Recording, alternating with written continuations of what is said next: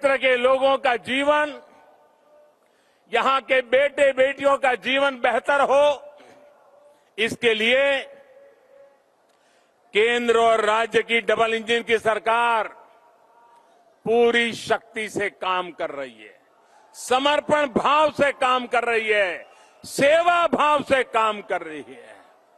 भाई और बहनों, असम में, नॉर्थ ईस्ट में सरकार और समाज के सामूहिक प्रयासों से जैसे जैसे शांति लौट रही है, वैसे वैसे पुराने नियमों में भी बदलाव किया जा रहा है। लंबे समय तक arm forces special power act AFSPA north east के अनेक राज्यों में रहा है, लेकिन बीते 8 सालों के दौरान स्थायी शांति और बेहतर कानून व्यवस्था लागू होने के कारण हमें आपसा को नॉर्थ ईस्ट के कई क्षेत्रों से हटा दिया है। बीते 8 सालों के दौरान नॉर्थ ईस्ट में हिंसा की घटना में करीब 75% की कमी आई है। यही कारण है कि पहले त्रिपुरा और फिर मेघालय से आपसा को हटाया गया। असम में तो 3 दशक से ये लागू था। स्थितियों में सुधार न होने के कारण पहले की सरकारें इसको बार बार आगे बढ़ाती रही, लेकिन बीते वर्षों में हालात को ऐसे संभाला गया कि आज असम के 23 जिलों से आपसा हटा दिया गया है।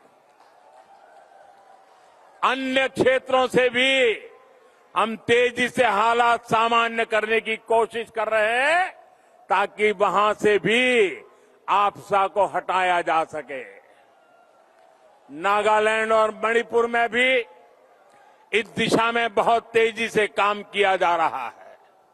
साथियों, नॉर्थ ईस्ट के राज्यों के भीतर की समस्याओं का समाधान तो हो ही रहा है, राज्यों के बीच भी दशकों पुराने जो सीमा विवाद थे, वो भी बहुत सौहार्द के साथ हल किए जा रहे हैं।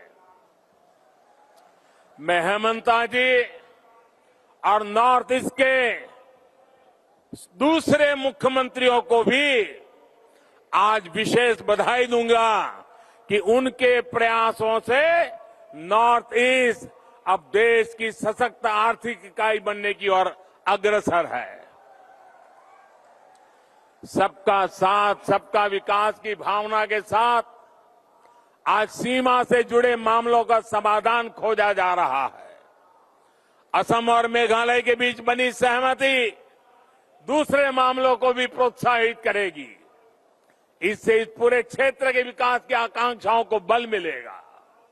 भाई और बहनों, बोडो एकॉर्ड हो या फिर कार्बी आंगलोंग का समझौता, लोकल सेल्फ गवर्नेंस, इस पर हमने बहुत बल दिया है।